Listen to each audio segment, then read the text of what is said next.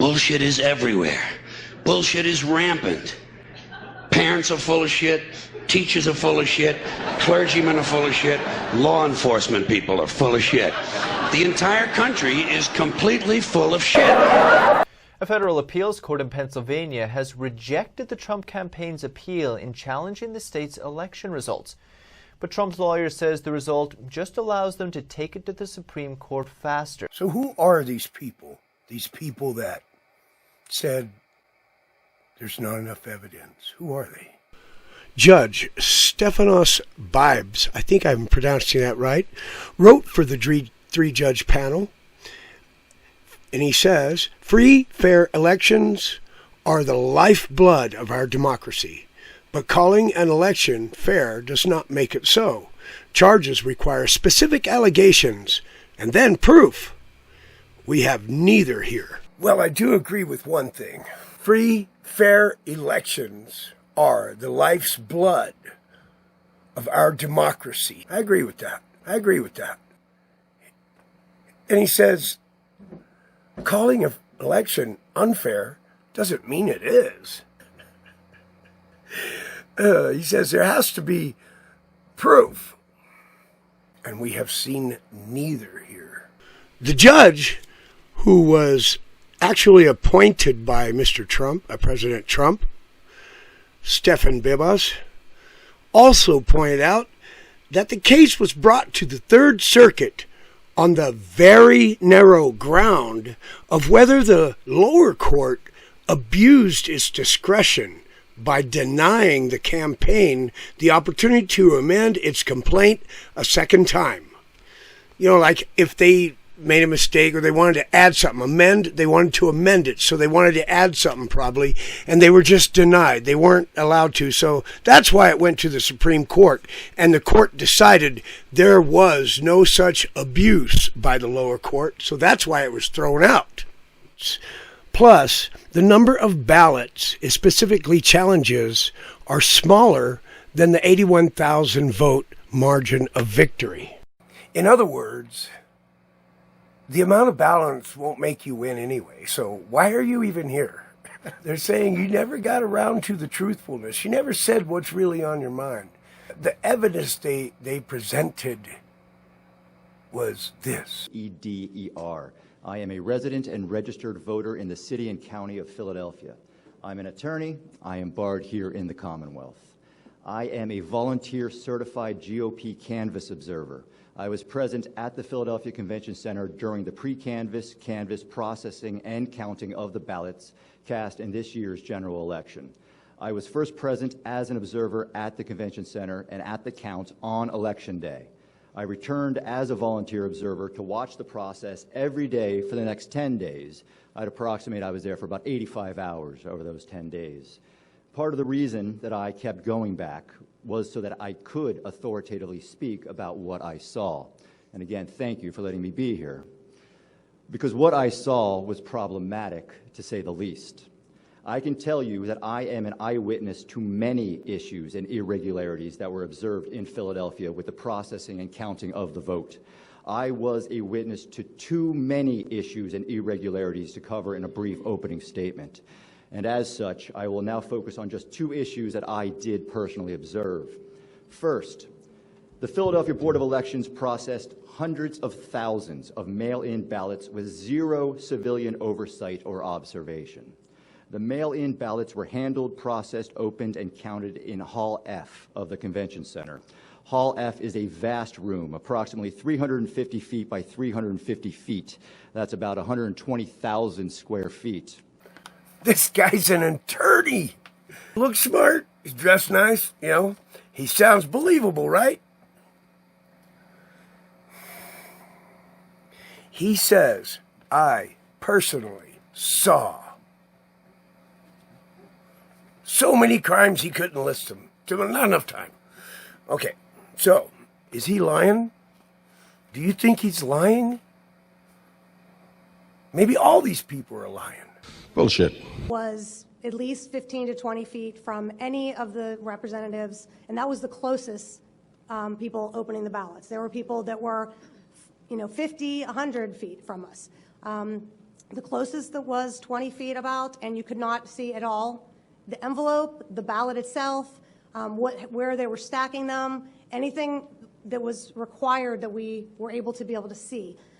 There were also monitors up around the area. The monitors were pathetic, to be honest. They were fuzzy, looked like they were using old technology as far as, I mean, we have the most clearest televisions created, in the world now, and these were, probably from the 60s.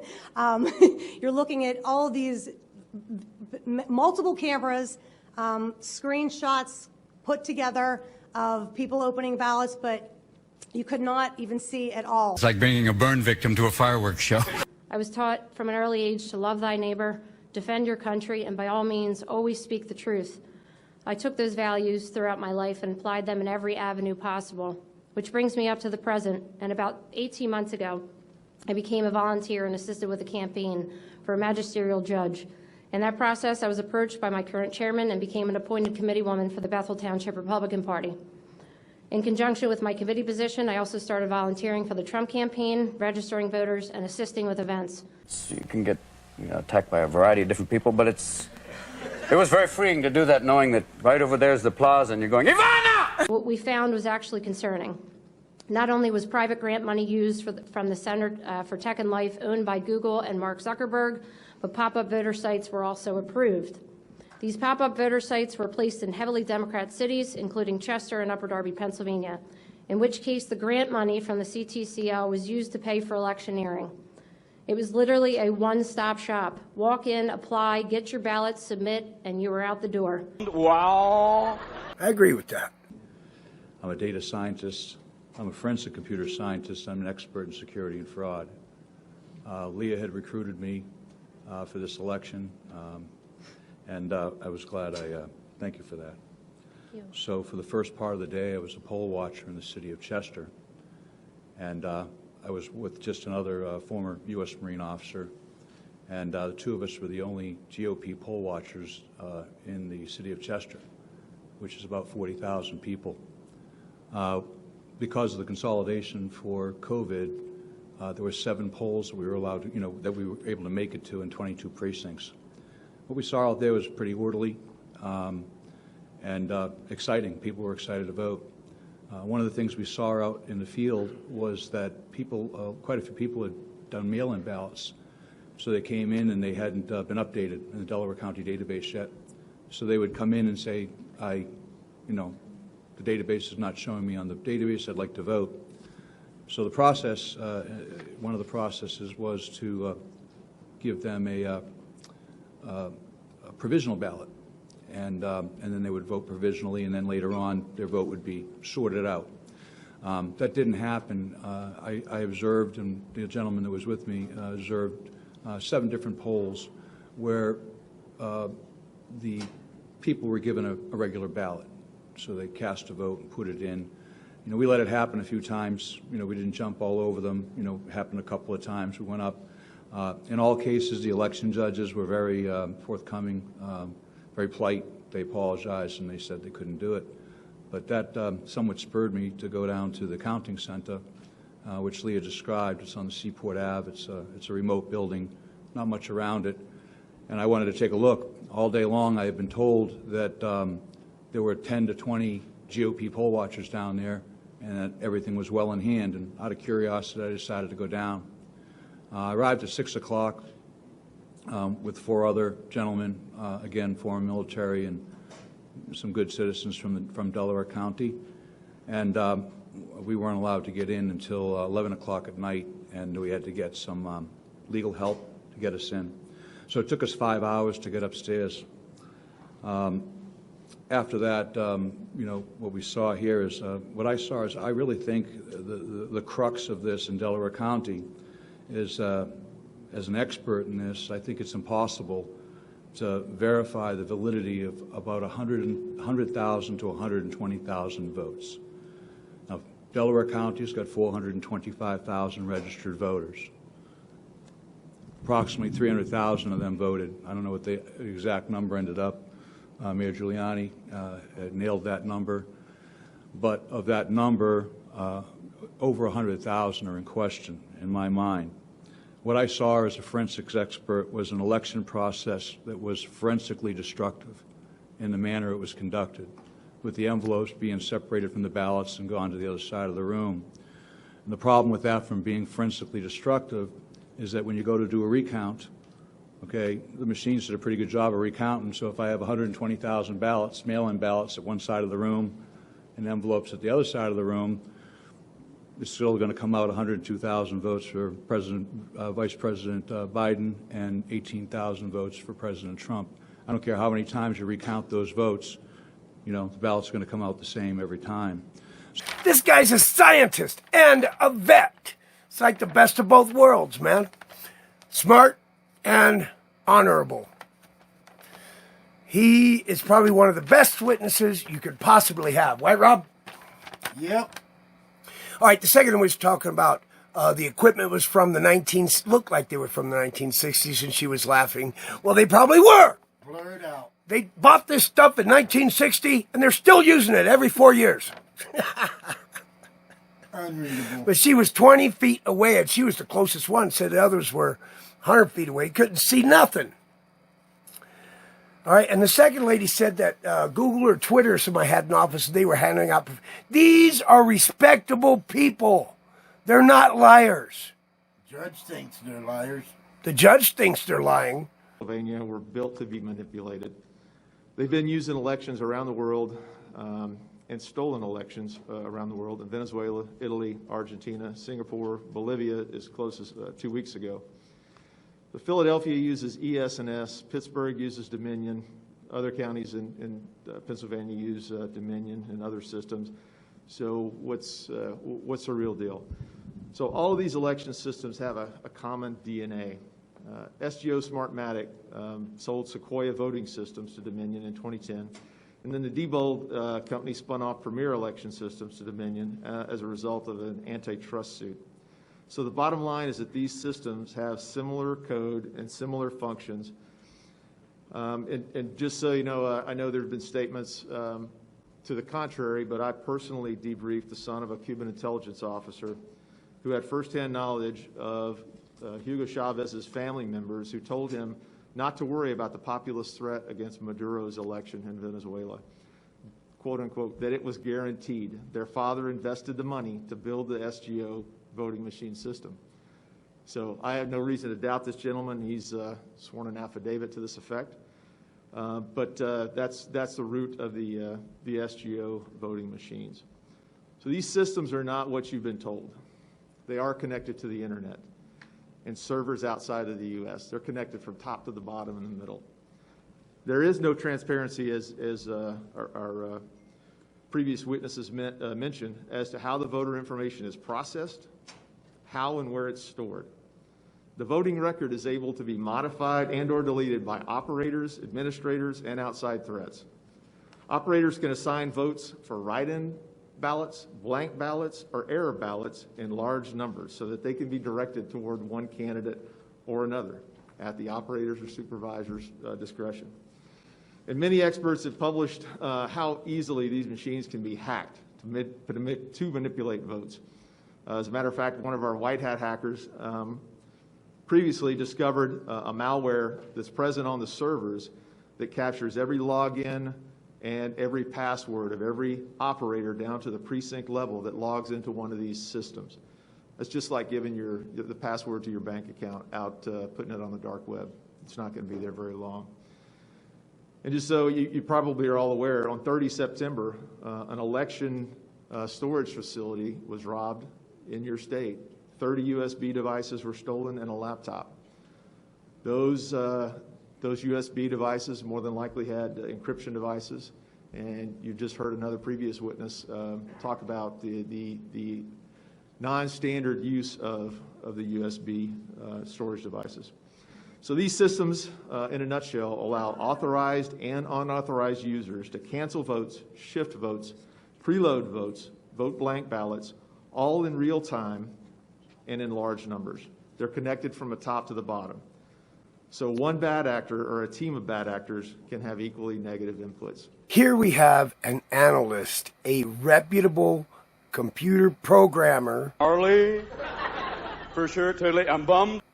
saying that the program has many ways to manipulate it. Won't you help support the United Caucasian College Fund?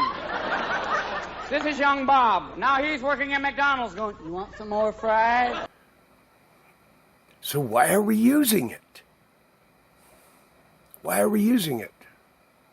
I'll tell you, Governor Wolf, he insisted on these machines after the state had rejected them. I want to see the watch certificate. I'll gladly bring it up. So anyway, I was in my vehicle as kind of like volunteering for the president with an attorney, and he was monitoring any kind of problems that could happen in Philadelphia. His name was Will Chamberlain, and he was pretty good on Twitter and other social media stuff. So we got a word that they were not letting Republican watchers in the polling places in South Philly. So we went to a place which happened to be a funeral parlor where they were doing the election, and I walked in with the watcher certificate in both hands to make sure that they wouldn't snag it out of my hand. They immediately wanted me to identify myself.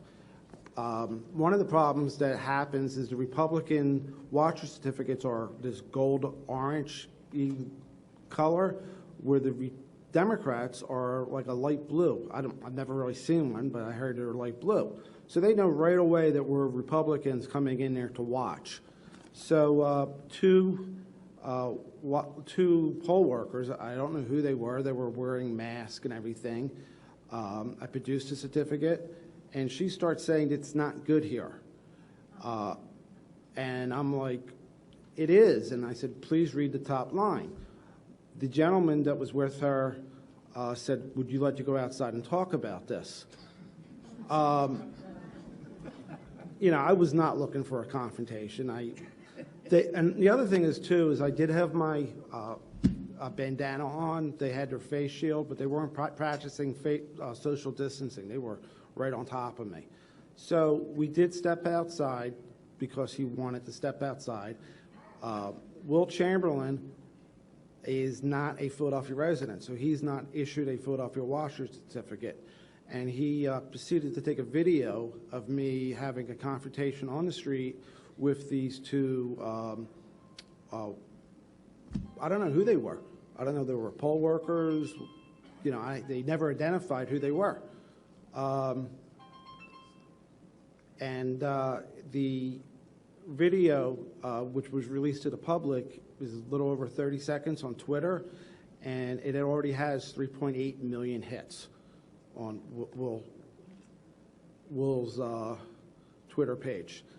There is a complete video, and it's on my phone, and I know I made it available to the senators. It's over a minute about what happened on the street. I tried to explain this watcher certificate is for the city of Philadelphia. You're in the city of Philadelphia, and you have to let me observe. I'm the eyes and ears of the President of the United States, and they wouldn't allow that. There are complaints about voter intimidation. One of the hot spots is a Mesquite polling station. Some voters feel they've been intimidated by campaign workers as they walked inside. Explosive words from a Hamilton County judge today when sentencing a woman for, instead of protecting the election process, cheating it. Judge Robert Ruhlman sentenced Meloise Richardson to 5 years in prison for voter fraud and said he would not tolerate the violation of our constitutional right to a free and fair election. Good afternoon. I'm Dave Shostokis. I'm an attorney, licensed to practice law in Illinois and Florida. Some time ago, I was a Cook County Assistant State's Attorney prosecutor, and during that time, I actually did election law enforcement during the course of that time, including seeing to it that people had appropriate access, precinct openings and closings, that machines were zeroed out. Since that time, I've either been a candidate or a campaign in over 10 other individual elections, and in 2016, I actually worked for as a volunteer for the Trump-Rubio campaign and Broward County, Florida, discovered them opening mail-in ballots in a locked room. Before that was all said and done, we actually had a Broward County judge monitoring everybody's access.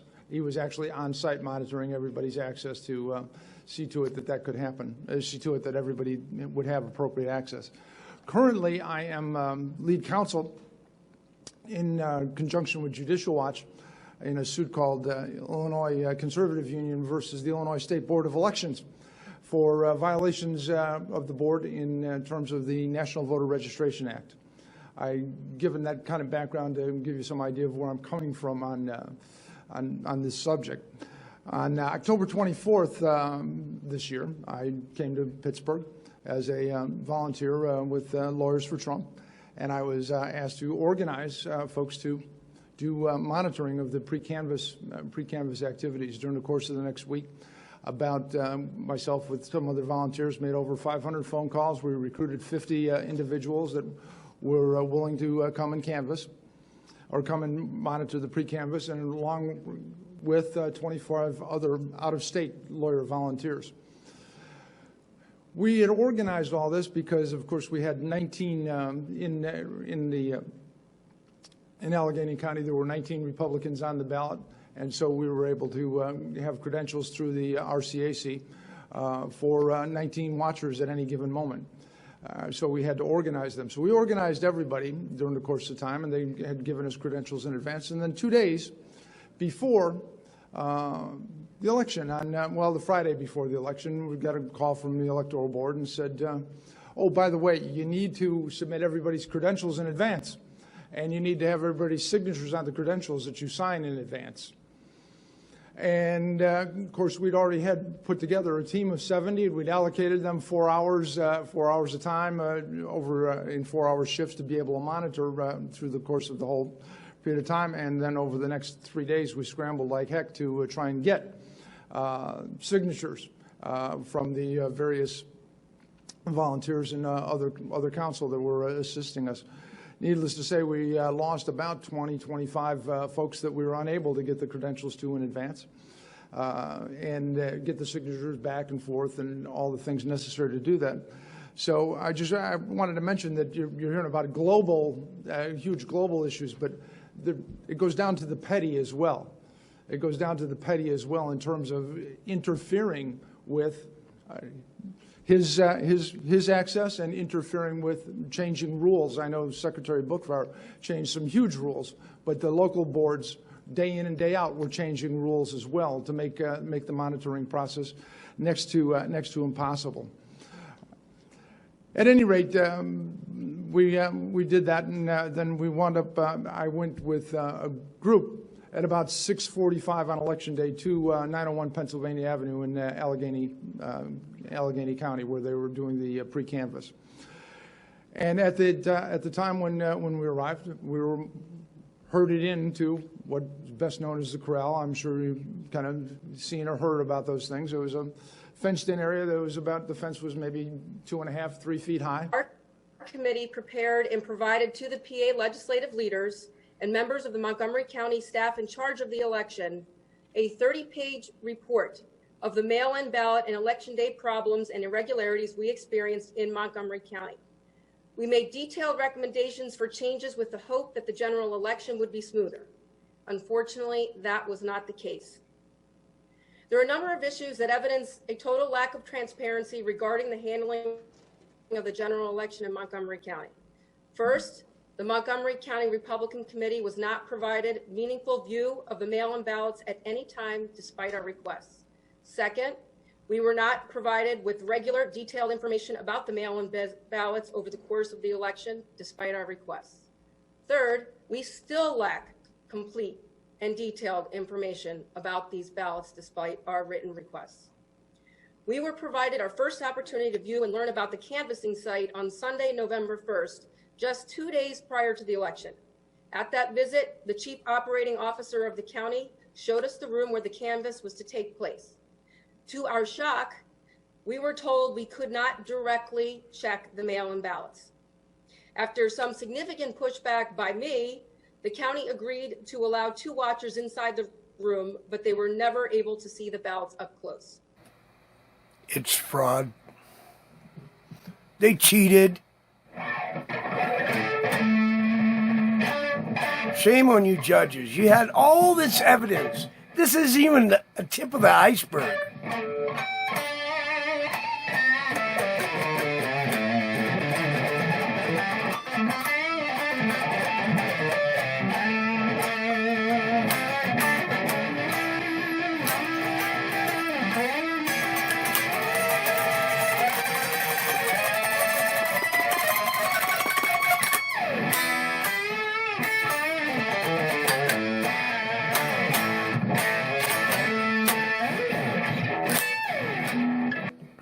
These are all reputable people, and this is just some of the evidence. Any judge would say, yeah, we have a problem here.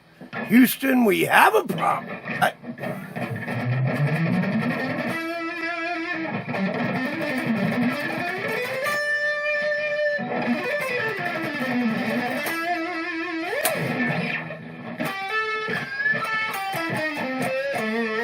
What are you going to do?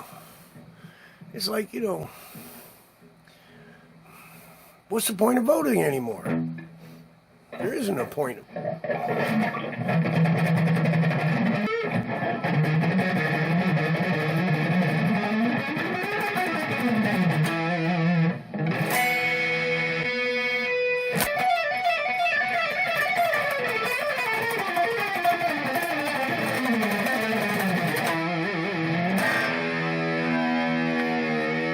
Because you know what? The media lies to you, and the media doesn't tell you everything. They don't. And not only that, when somebody wants to share something, they cut you off. They got Twitter. Not only do they have ABC, CBS, NBC, CNN, and MSNBC on their side, which just tell all kinds of outrageous lies constantly. Now they got Twitter and Facebook and Google all blocking anything, any kind of truth. Somebody wants to tell the truth about what happened, like the poll worker. I went and looked for that video. Yeah, on Twitter, it's gone. I can't find it. Can't find it anywhere. And I found some other stuff. I'll be glad to show you.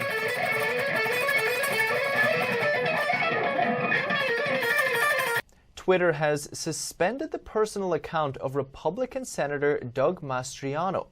He's the one who organized the Pennsylvania election oversight hearing on Wednesday. Twitter says his account violated its rules. We haven't heard from the state senator yet on his take. I was in line, and when I went in, I showed identification, and I was taken up to the polling place. The polling man showed me what to do, turned it on, and said, go ahead. I voted, and I printed it out, and when I got it and I looked at it, Trump was not on there. I voted for Trump, and it wasn't there. My daughter, I called her over, and I said to her, look, his vote is gone. I voted for him. So I called a poster over, and he said, it's not supposed to be seen. It's for privacy. Just put it through the scanner and you're done. It bothered me. It's been bothering me since because I voted, and was it counted or was it flipped? I don't know. And I'm speaking on my mom's behalf also as a witness. My name is Cheryl Nudo. I was there that day. I drove her to the polls. When she got done voting, she showed me the printout, and she was saying how the president's name that she voted for was not printed out when all the other delegates that she had voted for were on the printout. Me not knowing, because I had not voted yet, how the printout was supposed to look, we went to the pollster that was there and asked him why the president and vice president's name did not print out when all the other names of the candidates printed out that my mother had voted for. It seemed very strange, but not knowing any better, we asked, well, what is the next step? and he said, oh, I'm sorry, he said that it did not print out because that's for voters' privacy, that none of them vote, but none of them print out. So we asked him what the next step was, and he said to put it through the scanner. So that's what we did, and we left, and it seemed very odd. Then I went to where I live in Drums, Pennsylvania, which is about 10 miles south of where my mother voted. And I voted, no problem. Everything printed out just as, it should. And I scanned it through. So it just seemed very odd, and we wanted to report that in my mother's area, which was Fairview Township, it seemed very odd that it did not print out. Thank you. Okay, I'm Charles Nudo, and by the way, my mother-in-law is 84 years old. She forgot to mention that. Anyway, my wife then, I'm sorry, she's 80. My wife called me that day, and she was distraught and told me everything they just told you. So I go to my polling place around 3:30, 4 o'clock here in Drums. And when I first walked in, a young gentleman came up to me, started explaining how to vote. And he said, take the stylus, make your choices, then print it out with a printer that's underneath the machine. And I thought, that's odd. I've been voting since 1992. We never had to print a ballot. And I actually thought it was easier to vote in 92 on the World War II surplus voting machines with the curtain. You did your choices, opened the curtain, and they went click, and everything went. All of a sudden, we have to print a ballot.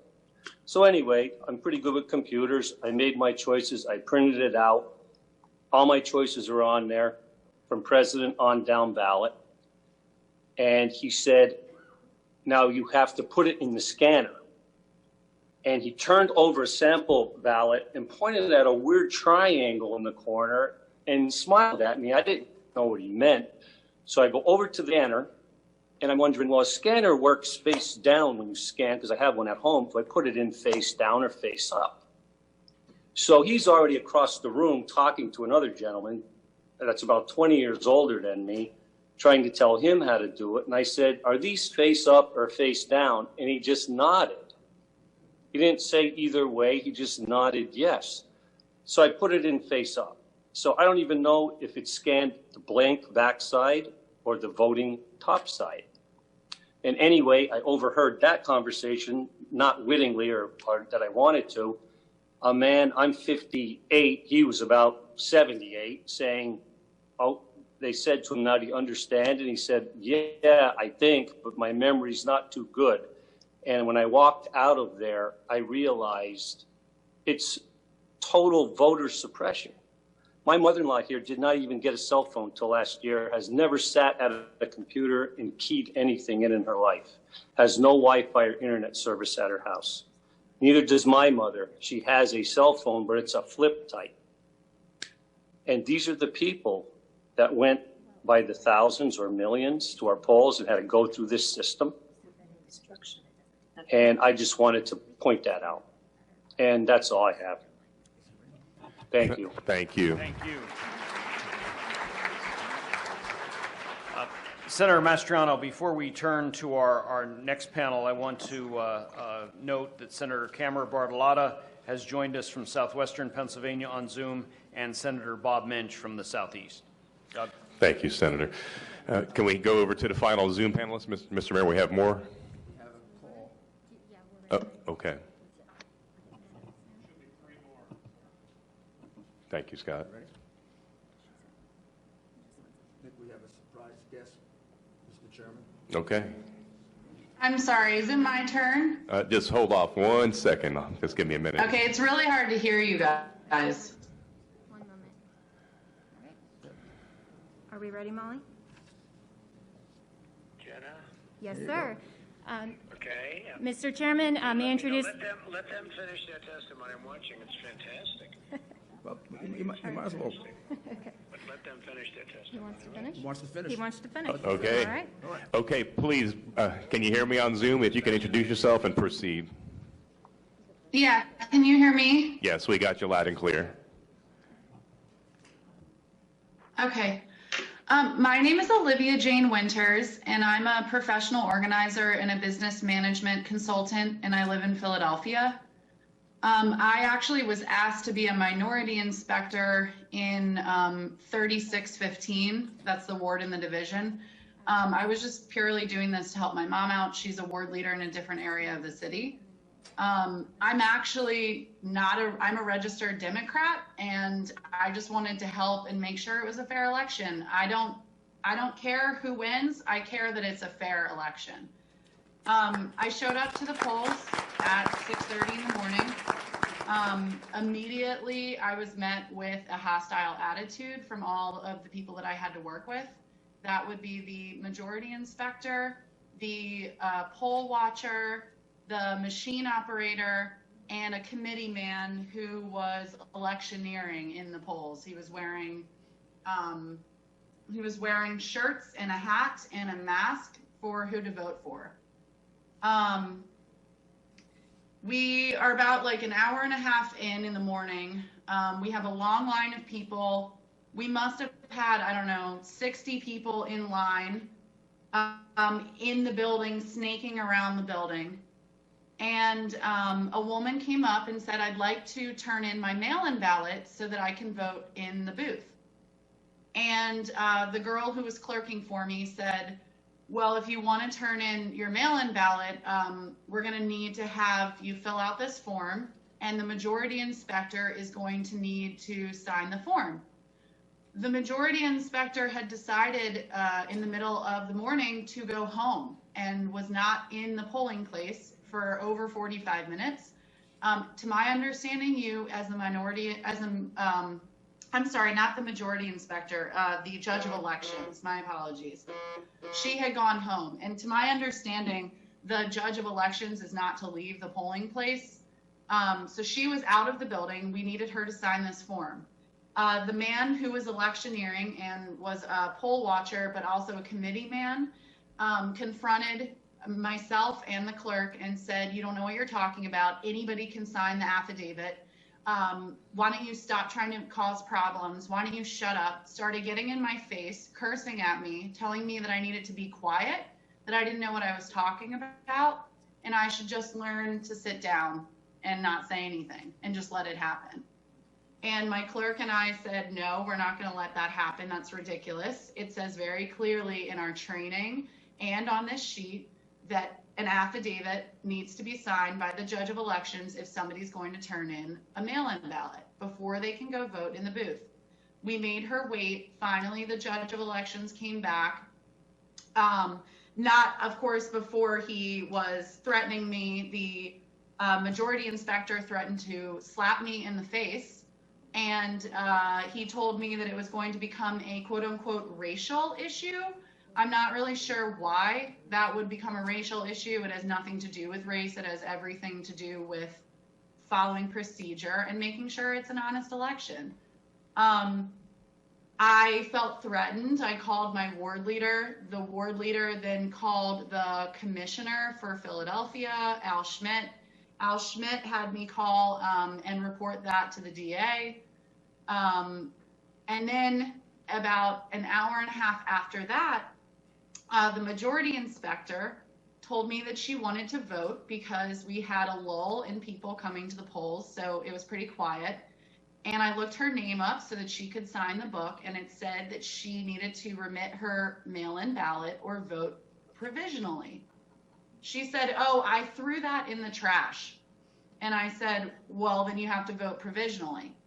And the machine operator and the same committee man / poll watcher who was electioneering that I mentioned before got up in my face again, told me that I didn't belong there, that I needed to shut up, started cursing expletives at me again, told me that they were going to allow her to do that and that I better be quiet about it. And then they let her go into the polls and vote. And she did not vote provisionally at all. She voted, and who knows, maybe she voted twice. Not to mention, it wasn't until I had actually called our ward leader, who had called the commissioner, who had called the DA, that they then sent representatives down to discuss this with me and defend me. I mean, I had maybe 6 men there because I was being threatened in the polling place. And the committee man that I mentioned earlier, who was threatening me, then got his cousin involved, who was working the polls as a poll watcher and was also wearing electioneering gear. She got up in my face, demanded to see my credentials, then tried to refuse to give them back to me, told me that they were illegitimate minority inspector certificates. They basically told me they were going to call my council rep and he was going to come down and make me leave. Just ridiculous threats. I then testified in a hearing for the city of Philadelphia for them on election day regarding this harassment. And meanwhile, I had mentioned that until we had the deputy sheriff come down and tell us how to actually receive a mail-in ballot and how to vote provisionally, we were not doing it correctly. The judge of elections was not doing it correctly. And I cannot stress this enough. My brother had the same role as me as a minority inspector in a different polling place. And he said they were not doing it correctly either. I don't think that anybody actually really knew how to receive a mail-in ballot. Most of the books that we had to get your authorized signature, some would have a remit ballot little box that you could click, and others didn't have that at all. So if somebody came in and remitted a ballot, I'd almost have to like hand write that in just to keep it as honest as possible. There was no place for that. So I don't see really how they were keeping track of that, because you could easily do both. And I mean, it happened in front of me. My majority inspector definitely voted and then went into the polls and voted again. And I'm unless you have questions, I'm not really sure. No. I think that's pretty much what happened. Thank you very much. Senator Mastriano. Thank you.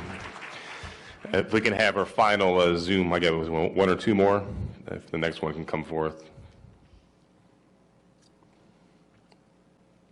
Whenever you're ready.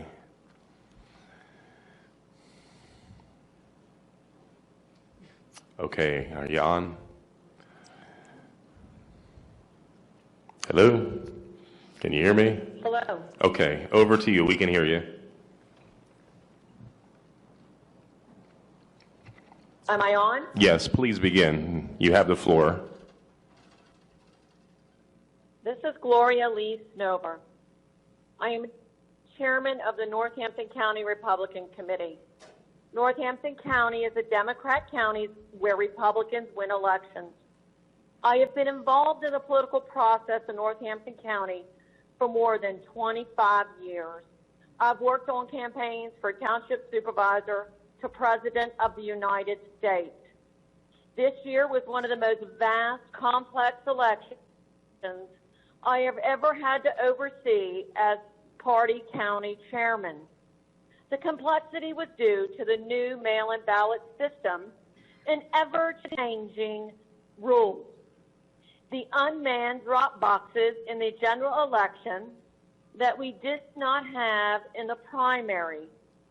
Also changing the fact that voters could bring their ballot to the polls and vote on the machine, and many other new procedures. There was mass confusion regarding the mail-in ballot system. I fielded scores of calls from Northampton County voters and collected incident reports from voters and poll watchers regarding the November 3rd election. The typical calls I would field were, I didn't ask for a mail-in ballot. Why am I on the mail-in ballot list? I did not get my ballot. What should I do? It's been weeks. How come my wife got her ballot and I didn't get one? We applied on the same day. How can I vote on the machines if I applied for a ballot? Is it safe to put my ballot in the mail? My ballot says it wasn't received, and I turned it into the election office in person. My ballot says canceled. What does that mean? I voted in person, and it still says not counted. I've been on hold with the election office 70 minutes. What do I do? In turn, because of these questions, I had a number of phone calls and emails, correspondence with the election office and the county solicitor before Election Day, trying to make sure I was disseminating information correctly to the voters, volunteers, and the campaign.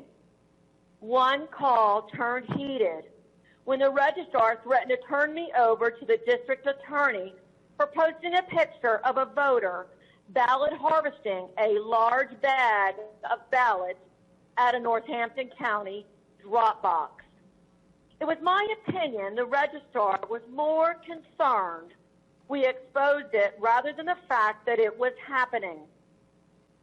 The most pertinent information I have to offer this committee was my conversations with the election office regarding curing the disqualified naked ballots which they unlawfully pre-canvassed before Election Day. They actually told me on the phone early in October they felt them, they held them up to the light, they separated them out in different boxes. Reflecting back on these 3 weeks in the experience, the major concerns regarding this election are equal protection. Were the Democrats and Republicans treated the same? Were they given the same information and opportunity to vote? Did they equally have an opportunity to cure their disqualified ballots? Not in my county. There was no ability to properly witness the canvass of the mail-in ballots or see the actual ballots. Were there signatures? The solicitor told me there is absolutely no law that allows us to see the counting or to see the ballots. To this day, we have no idea what or whose ballots were counted. Another one, very strange. There's a pattern of reactivated old voter rolls that kept reoccurring on the SURE system. The SURE system is our Pennsylvania voter system. Scores of people that had not voted since the 1990s, more than 22 years ago, were all now reactivated and receiving mail-in ballots. People that didn't vote for Obama or Hillary were all of a sudden receiving mail-in ballots, setting up the opportunity for fraud on a massive scale that would go undetected because voters who never intended to vote would not know. The SURE system is not so sure. We also found in Northampton County more than 1,500 votes where the mail-in ballot was received in the election office on a date before it was even mailed. We have a problem with this election. Thank you for allowing me to share my election experience, and I plead with you to remedy the mail-in ballot process. Thank you. Thank you for your testimony. And our last Zoom, are you there? Can you hear me? And if so, please begin.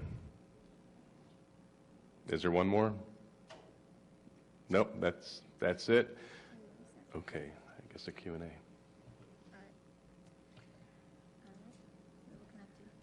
Let me begin now with questions from our representatives and senators. I believe probably about 30 minutes, if we may. Oh, we have one additional witness. Commentator. Please. All right. I will introduce to you now, Mr. President. You are connected.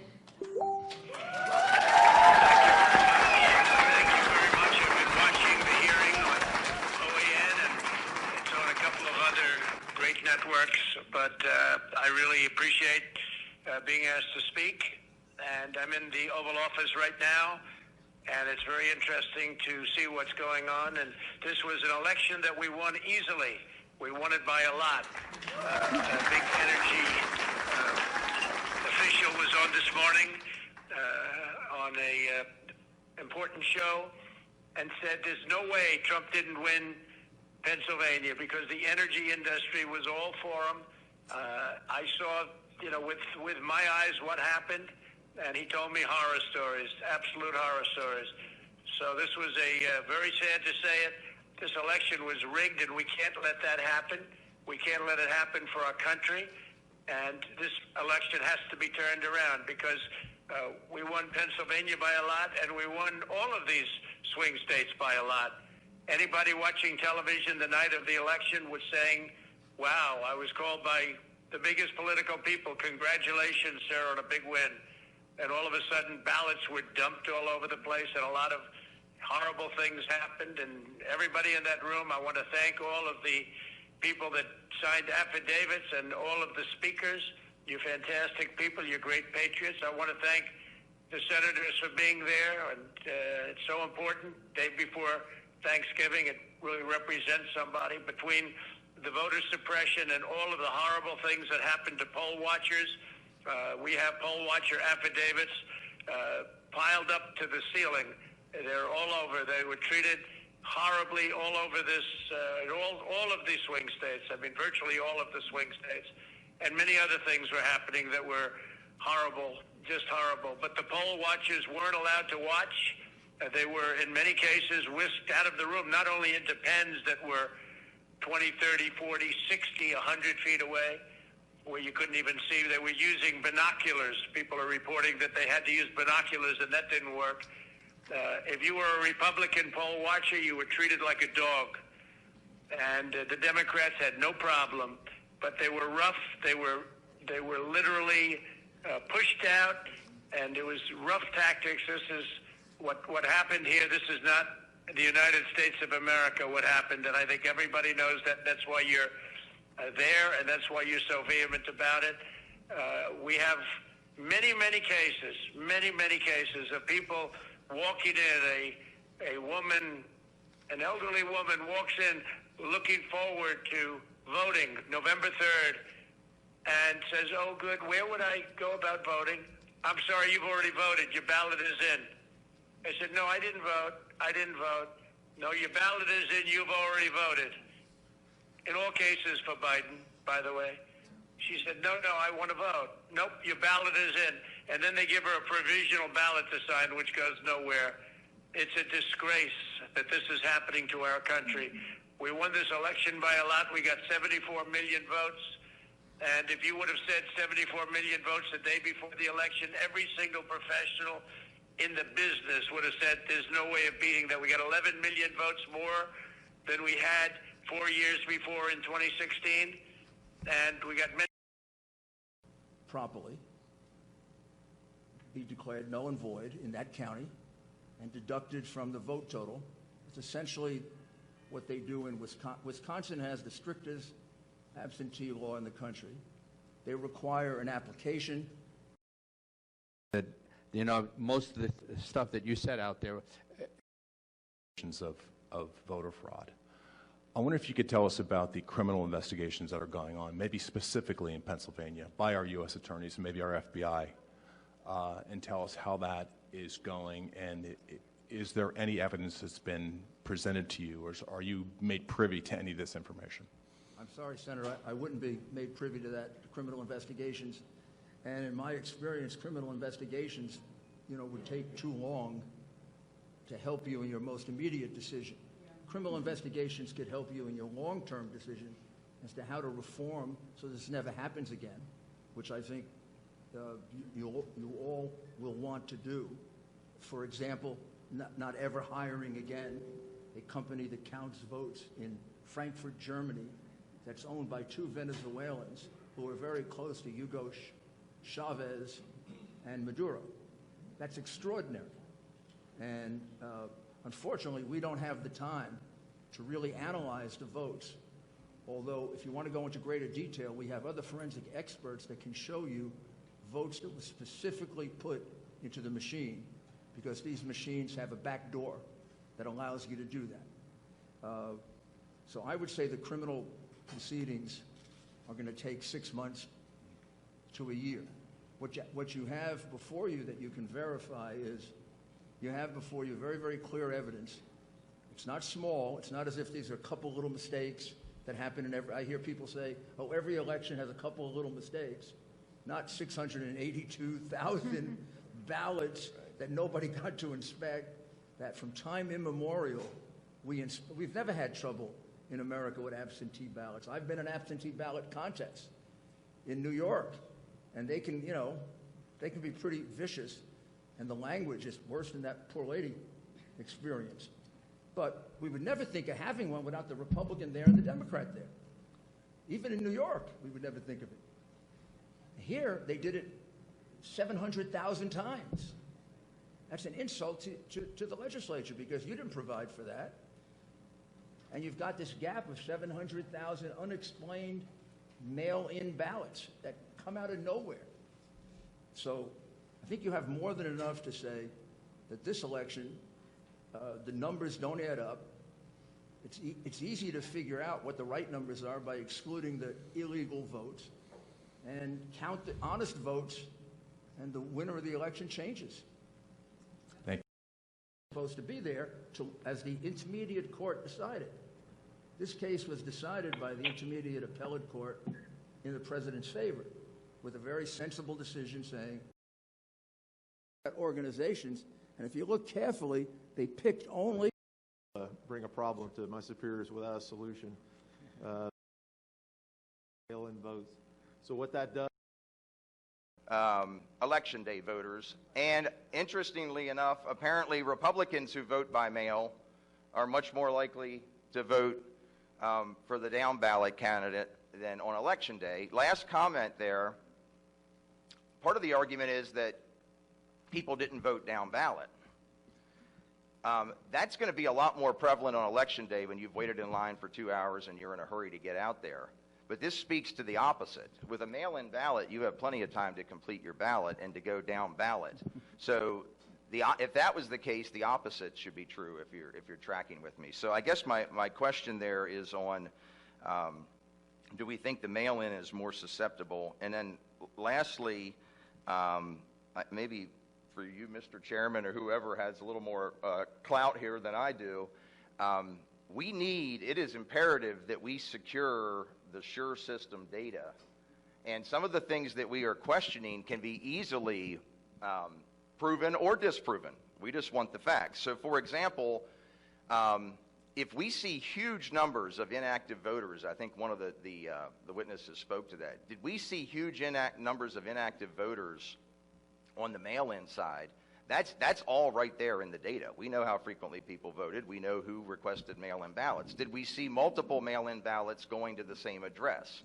It is mind-boggling the record turnout that we saw in a state where mail-in voting is brand new during a time of COVID where the ground game was certainly hindered by that. Doesn't mean it didn't happen, but we have the data. This is a simple query of data. This is not a manual recount of ballots. This is a simple query of data that the state possesses specifically to say, did significant numbers of mail-in ballots go to the same address? I could do that myself in probably 10 minutes if I had the data.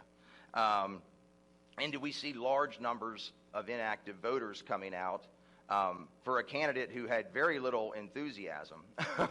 And maybe it all happened, but we don't have to speculate. The data is there, and I would suggest we have a look at that. So I apologize. Thank you for humoring me with that.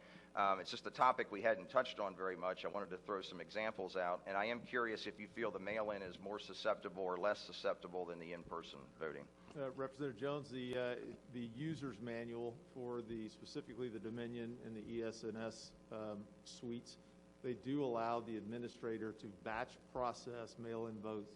So what that does is they process all the mail-in votes in a batch, and it can be a batch, they normally scan in batches of 50, but they can just chunk all of those votes into a batch file.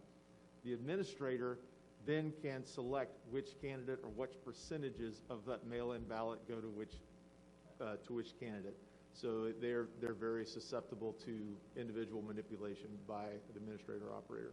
And would that be, if you were trying to move large numbers of votes, would it be more logical to do that through the mail-in where you had a large batch at a county level, or Or am I speculating too much there? Yes, no, and it's to do a manual recount of all those ballots is much more time consuming, and like we mentioned earlier, if they were mass produced, and they were single vote, then there is potential to add extra ballots to the count.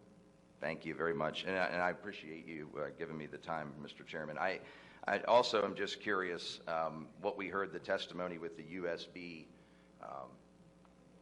sticks in Delaware, why that's not being investigated. That seems like that would be criminal activity that we've heard here discussed, and where law enforcement is on that. Probably not your immediate concern, Mr. Mayor, but am curious about that as well. Thank you very much. Thank you. Representative Zimmerman. Yeah, thank you, Mr. Chairman, and thank you, Mayor, for coming to Pennsylvania, and all those willing to testify. Thank you so much.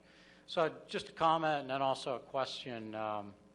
So in Lancaster County, where I'm from, since May, we registered over 12,000 new Republicans, and a large percent of those ended up being Amish. They might understand the difference between freedom and socialism more than most of us, but I think probably the audience is here for that reason as well. So that's just a comment, just for your information. The question I have, Mayor, for you is that as legislators here in Pennsylvania, is there one or two things that you would advise us or suggest to us that we really concentrate on and or make a change? What comes to mind that would be most important for us to really do here in Pennsylvania? Well, first thing, of course, as a lawyer for my client, along with Jenna, we would ask you not to certify, and to certify the correct, honest votes, which I think can be arrived at several different ways. And probably the easiest way to arrive at it, just because of the huge number of votes, are the votes that would not properly inspected. And when I say properly inspected, they weren't inspected at all. You could almost consider them hidden votes counted in a back room where everybody was smoking cigars. And the reason you have a lot of votes without a down ballot, you're quite correct, Representative Jones, that it's much easier to fill out your home, you can fill out the down ballot, than rushing through a machine. However, if you only have a half hour to get 10,000 votes in, you don't have time to do the down ballot, do you? If you're sitting, in a truck somewhere, right near the place you're going to bring in shopping bags, and I don't think we have. Interfering, really. You have an executive office and branch that is runaway. You have from your governor to your secretary of state to each of these individuals. The senators at the beginning of this meeting that as we came through Election Day, and prior up to that, we'd had 3.5 million people filing for unemployment because of the unconstitutional dictates of Wolf to shut down businesses and stop people from going to work in Pennsylvania. And we were just overwhelmed with those calls. But since Election Day, we have been overwhelmed with calls from individuals who are distraught over the future of our republic, the future of our future elections, and being able to ensure that people are having their legitimate legal votes counted to elect who's going to govern them. And right now, with the examples that were shown here today with these witnesses, a lot of the people have been calling my office and emailing me. They are demanding action. And as we've heard today, there's a lot of citizens out there that have important information that needs to be shared in the courtroom to ensure that these fraudulent activities, and it's not, I mean, a lot of times when people talk about fraud, they're thinking of impersonation, but that's not what we're talking about. We're talking about fraudulent activities as far as a fraudulent election because they've not abided by the laws that have been passed by we the people through our elected legislature as the U.S. Constitution, as our state constitution. On the election that allegedly they corrupt. City morning around 9 a.m. and look what happened here. And as Jesus said, you shall know the truth and the truth shall set you free. Guess what? Guess what? The truth's out there. Media, you should have found these witnesses. You need to do your job. Now you see them out here. Do your job. You're essential to this republic, and without you doing your job, instead of being partisan hacks, this republic can't stand. So now you got some information, you got some witnesses with courage. These people are heroes to me. As a retired Army colonel, I look at them and I say, you guys are outstanding. Thanks for being willing to step up. Because I am cognizant that the so-called tolerant people on the left will not show much love or tolerance to people they disagree with. And so thank you for standing, because you're warriors, being able to stand for and save this republic. So thank you for going forward here. I mean, indeed, I started this off quoting from John Adams. We are in Adams County. You know, facts are stubborn things. There's a lot of hard facts out there, and guess what? As history and change in 1863 in Gettysburg, back then it's July 1st, 2nd, and 3rd, so on this day, history is changing for our country and state back at Gettysburg once again.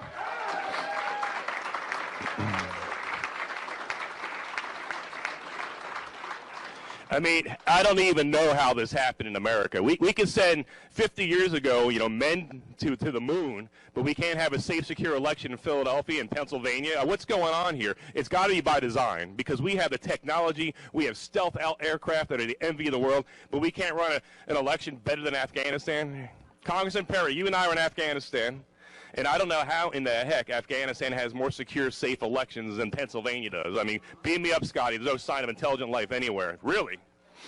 We move heaven and earth with American dollars to secure elections in Iraq and Afghanistan and elsewhere. We can't do it in our own state. It's by design. There's people in Pennsylvania not interested in safe, secure elections, and we have to correct this. There's two things that need to happen. First off, we need to make sure the real winner is sent forth from this presidential election. And number two,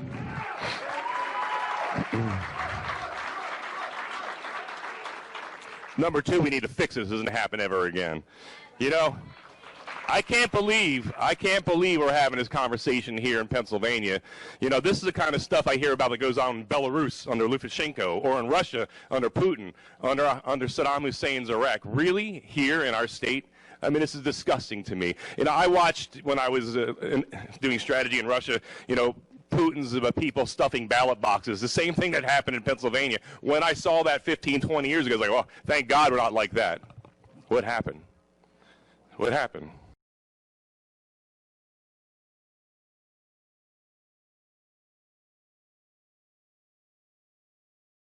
My mother had voted for. It seemed very strange, but not knowing any better, we asked, well, what is the next step?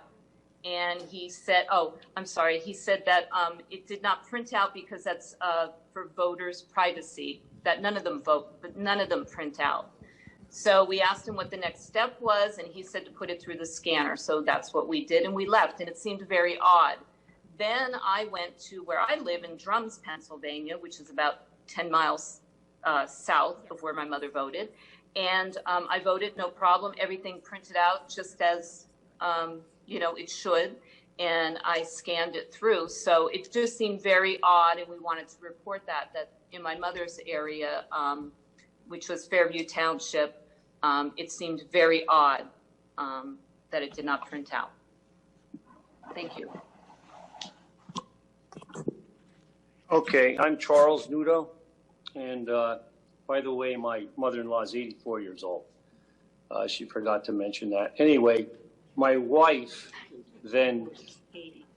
I'm sorry, she's 80.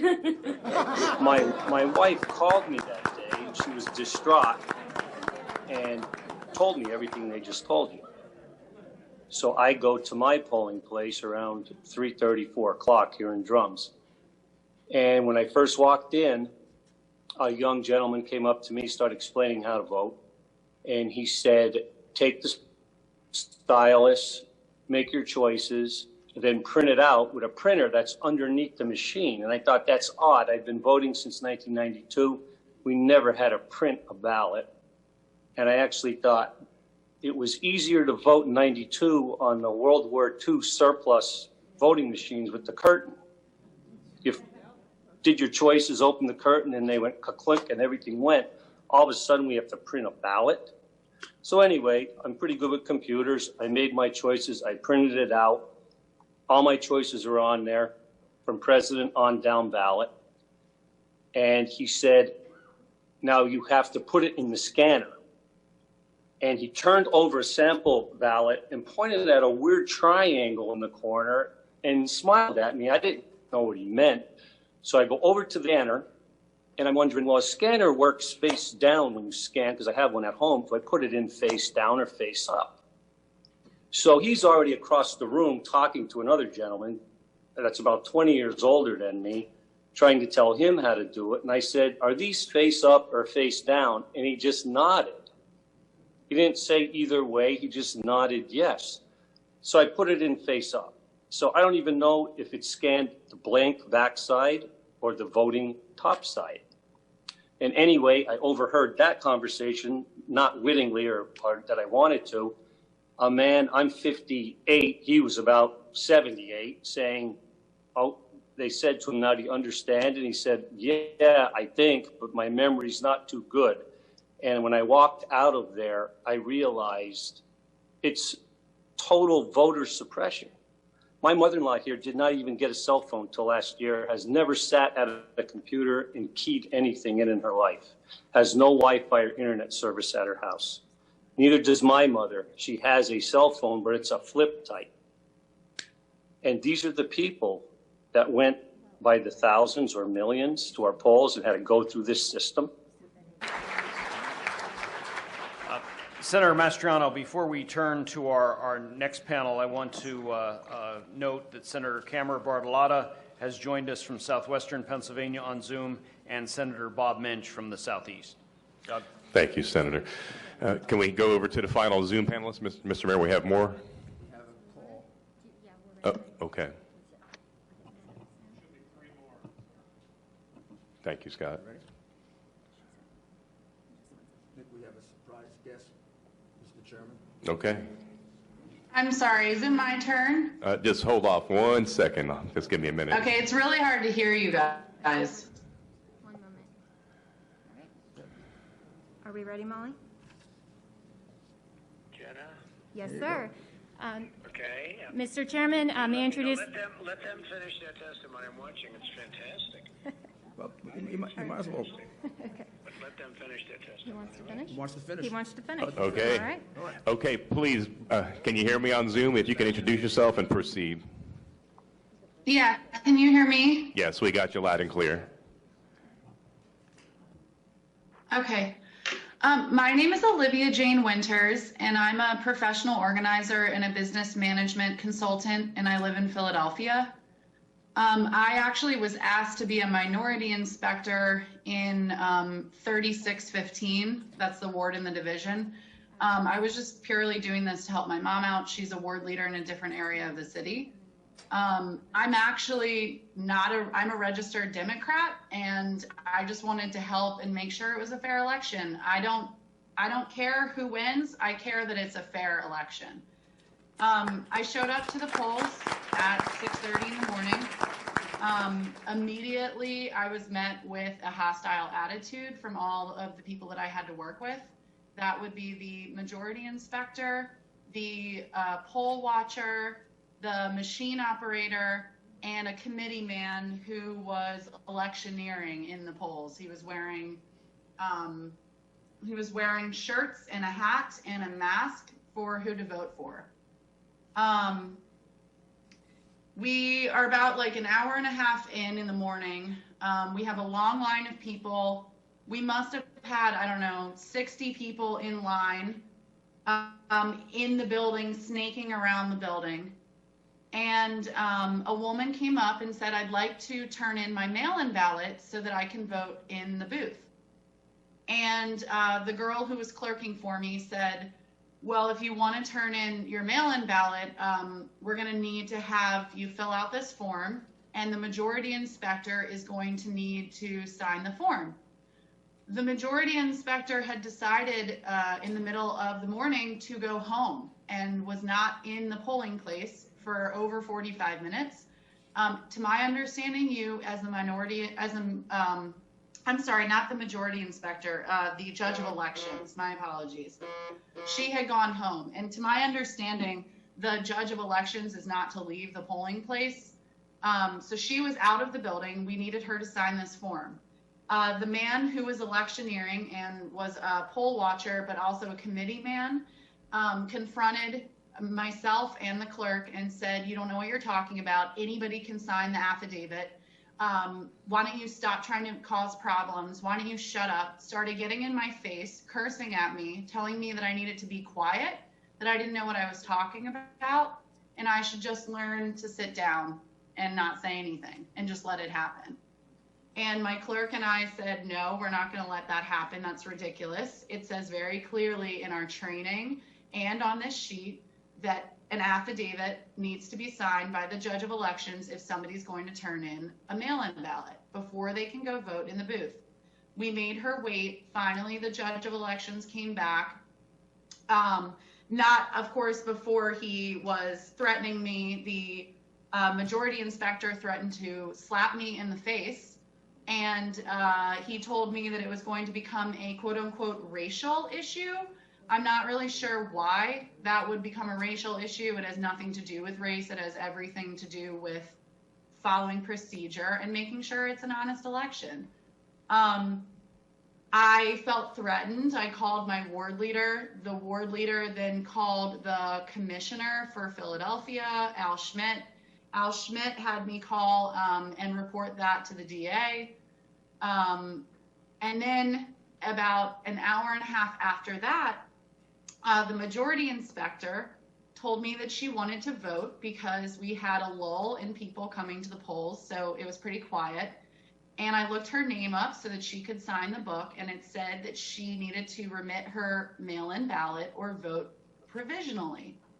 She said, "Oh, I threw that in the trash." And I said, "Well, then you have to vote provisionally."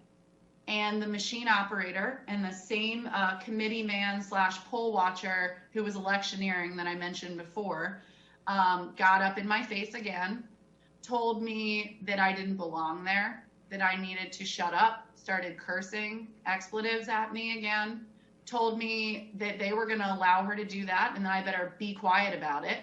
And then they let her go into the polls and vote. And she did not vote provisionally at all. She voted, and who knows, maybe she voted twice.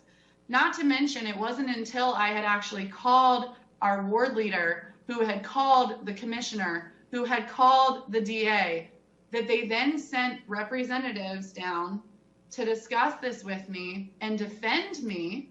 I mean, I had maybe 6 men there because I was being threatened in the polling place.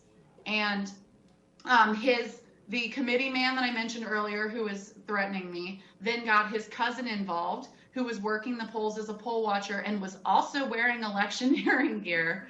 She got up in my face, demanded to see my credentials, then tried to refuse to give them back to me, told me that they were illegitimate minority inspector certificates.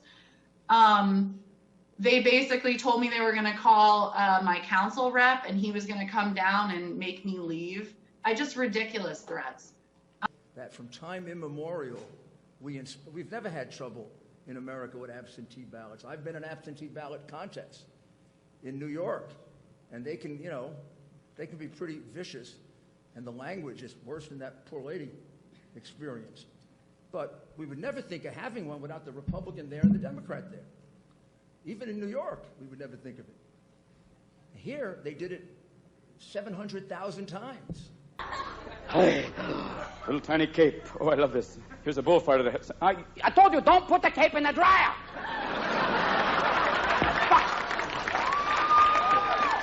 I cannot fight the bull with this little fucking cape. How am I going to hide this sword behind the bull? Will see the sword, and he'll just go like, well, no way today.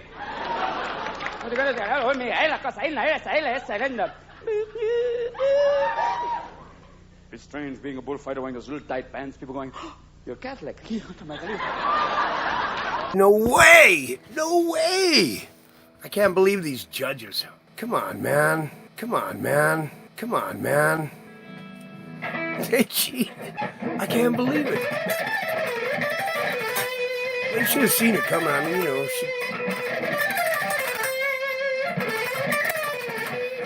From now on, everything should be on camera. Everything should be on camera. We got cameras everywhere.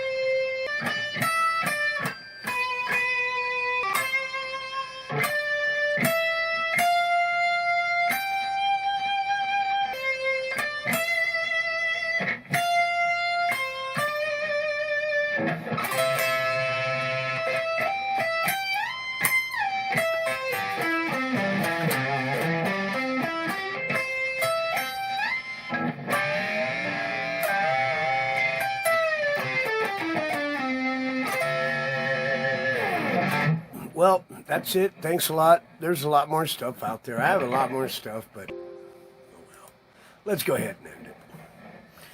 That's it for this one. That's probably a lot. It's probably more than you. If you made it this far,